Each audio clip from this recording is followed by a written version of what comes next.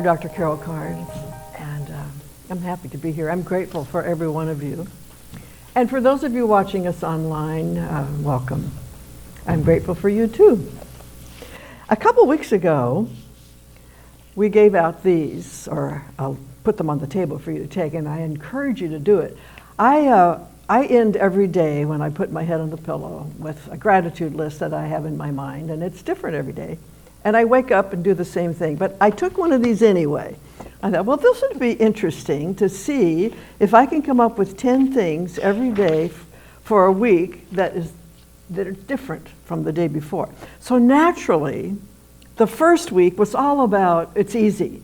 It's all about the people I love and my children and Kate and Maureen and Danny and Johnny for their generosity and everybody here in CSL Carlsbad and Science of Mind, and of course jazz had to be on there, and sleep and that was my first.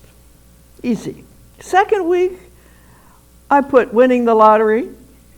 I'm grateful for that, even though it hadn't happened yet. But chocolate, baseball. Last night was a little challenging. Avocados, laughter, trees, oceans, bells, bicycles, and then the next day, a good meal.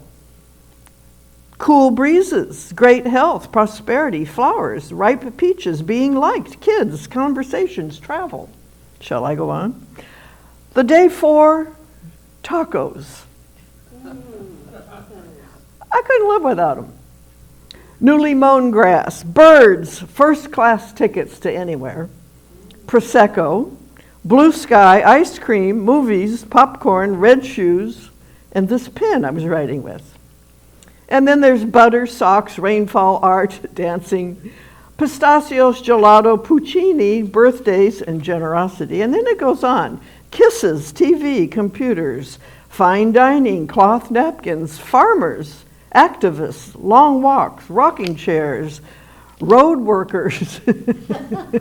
Every time I go over a pothole, I'm grateful for the road workers that will come and fix it.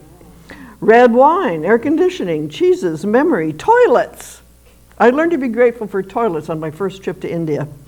Live music, cats and dogs, slippers, photographs, memories, etc., etc. Paper, pens, paint, clay, canvas, sweaters, birdsong, Hawaii, tortillas, and pineapple juice. That's my list so far.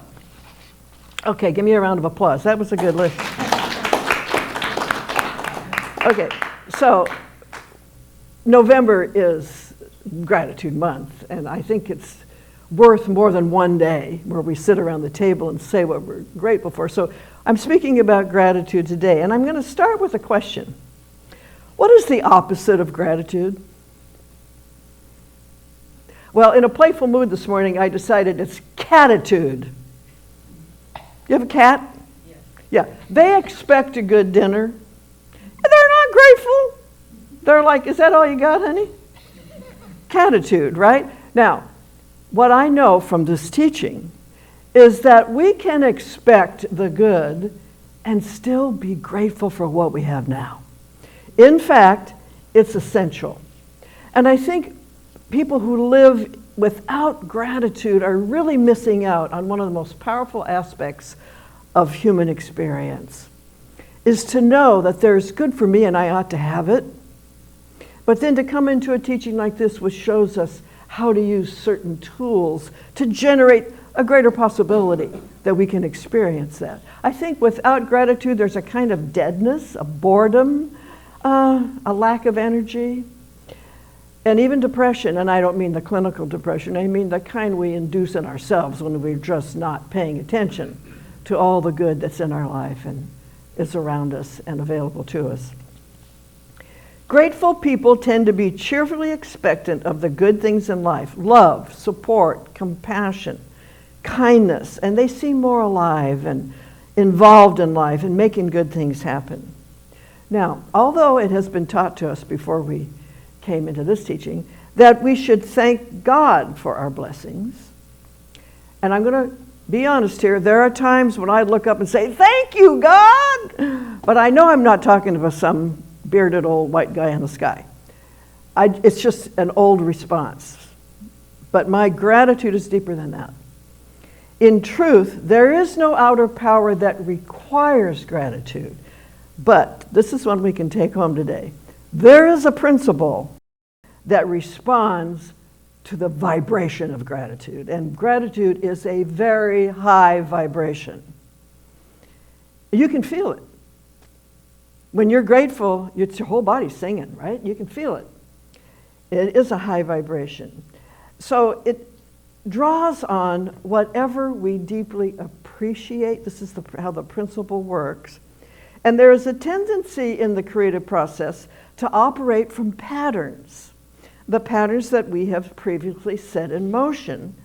And we are the ones who establish those patterns. So it follows that if we are living with a lack of anything we would like more of, we need to attract the energy, we need to activate rather the energy, which is gratitude, that attracts, and that is thankfulness. We create new patterns when we're grateful. The old ones dissolve. I write about gratitude often because I've discovered it to be the essential indication of spiritual maturity. And this is a deep teaching. There's much in life to resist. We know that, to be against, to detest.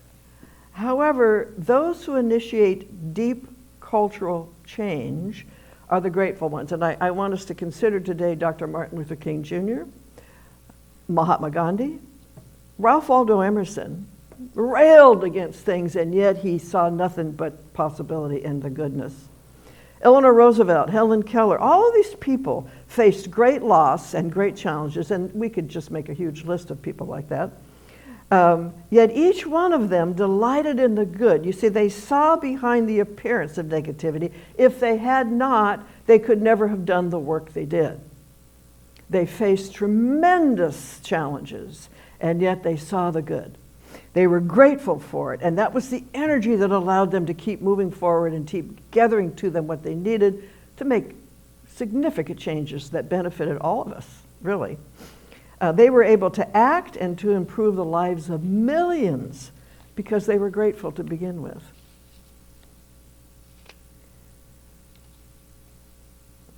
I find that when I make a gratitude list, I usually start off, as I showed you, with the obvious things.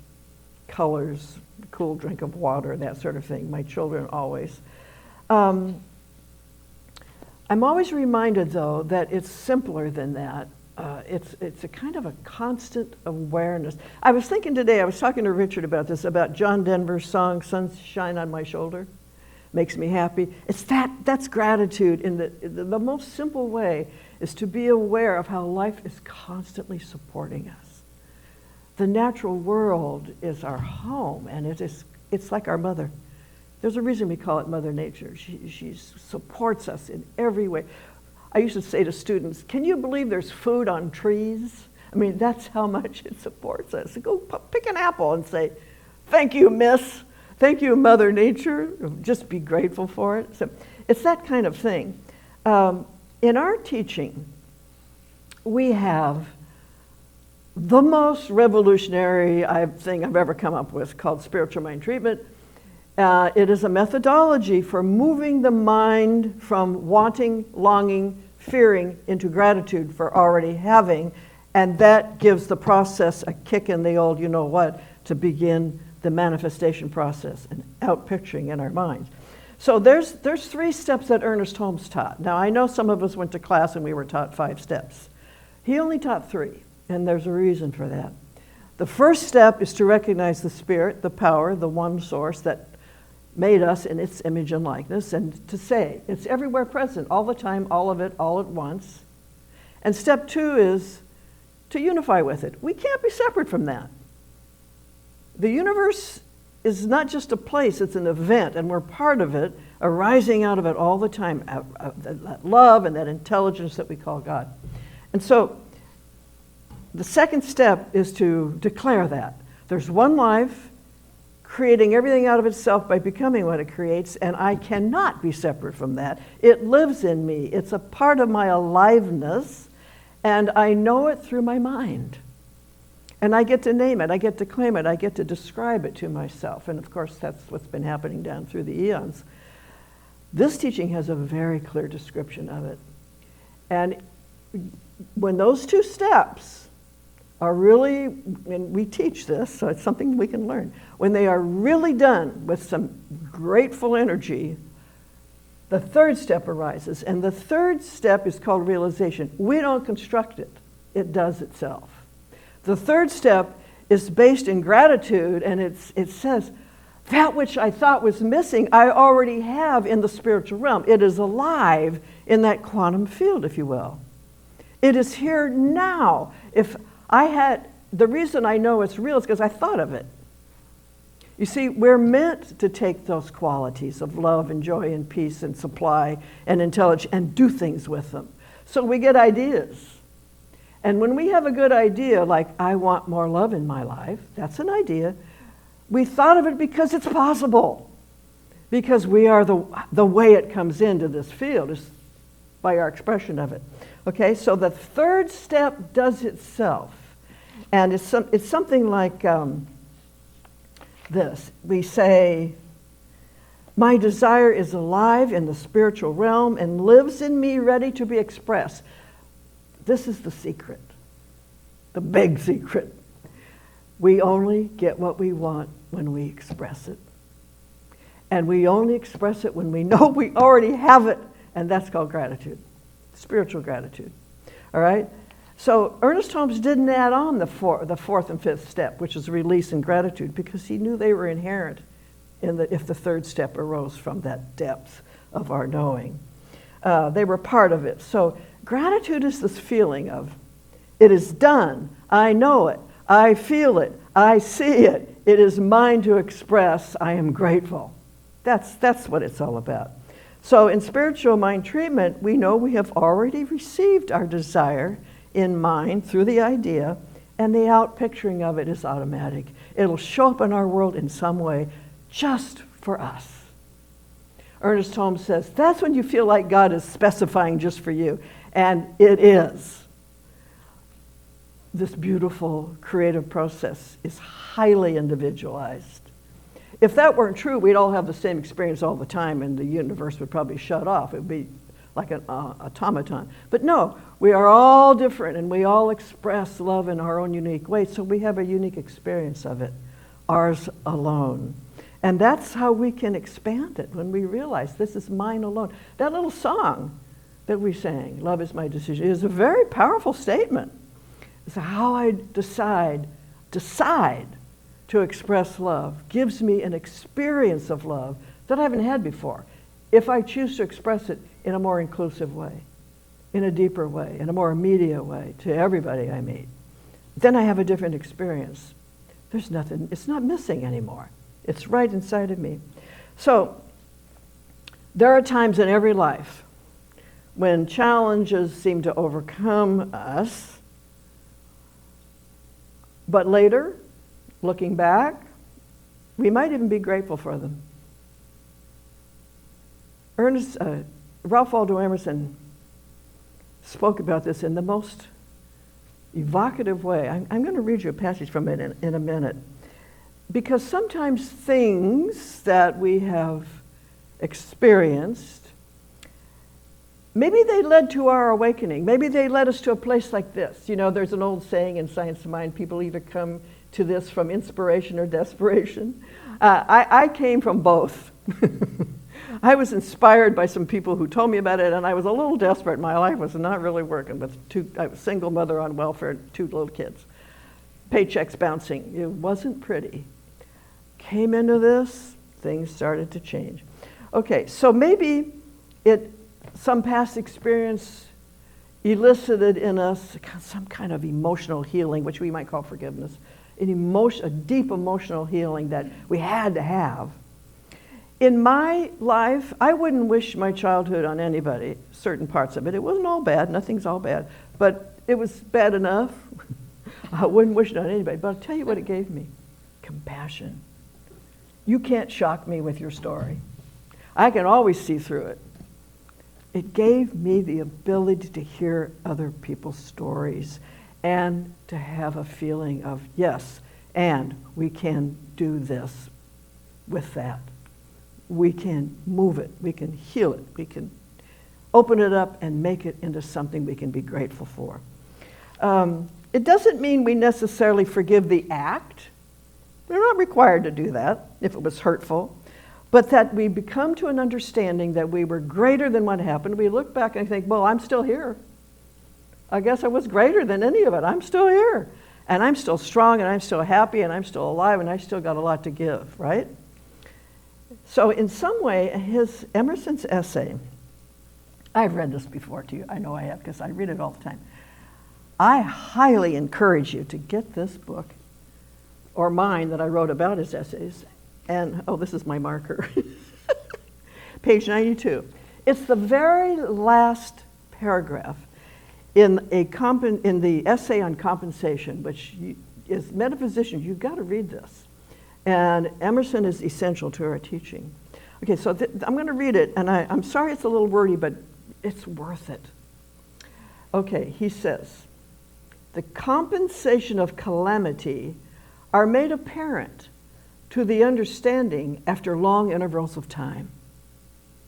A fever, a mutilation, a cruel disappointment, a loss of wealth, a loss of friends, seems at the moment unpaid loss and unpayable.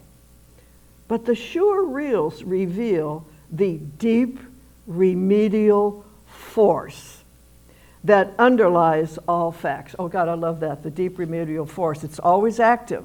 See, it's always present in us, right here and now. Whatever it is that's challenging us, but there is a deep remedial force that if we turn it over to it, it can move us into a different relationship with the experience. So the death of a dear friend, wife, brother, lover, which seemed nothing but privation, somewhat later assumes the aspect of a guide or genius. For it commonly operates revolutions in our way of life, terminates an epoch of infancy or of youth which was waiting to be closed, breaks up a wanted occupation or a household or style of living, and allows the formation of new ones more friendly to the growth of character. It permits or constrains the formation of new acquaintances and the reception of new influences that prove of the first importance to the next years of our life. And the man or woman who would have remained a sunny garden flower with no room for its roots and too much sunshine for its head, by falling into the walls and the neglect of the gardener, is made the banyan of the forest, yielding shade and fruit to wide neighborhoods of men. And just that last sentence is really interesting. That's something that looks lost. It looks like it can never recover. But it fell because of the neglect, and then it became the banyan tree. Then it became deeply rooted in the soil of life and became the source of the next steps. Isn't that beautiful? You gotta read Emerson. He's got it all. So he's advising us to remain in gratitude no matter what. I know it's not easy, but that's what spiritual practice is. It isn't easy. It's to do things in the moment when they need to be done. Not when you feel great. You do them then there that time too. But when things are challenging, you go to work. Do your treatments. Do your meditations. Speak the truth. Read these people. And remember the Martin Luther King Jr.'s of the world. They made terrific changes because they believed in the good. So he's advising us to not wait for some particular thing to be grateful for, but thankful for all of it, because it's all God and it's all good. And so to close, I made up I do this, I make ditties. An attitude of gratitude is not a platitude. It is the opposite of catitude. It gives us spirit latitude to create beyond our expectitude. Thank you.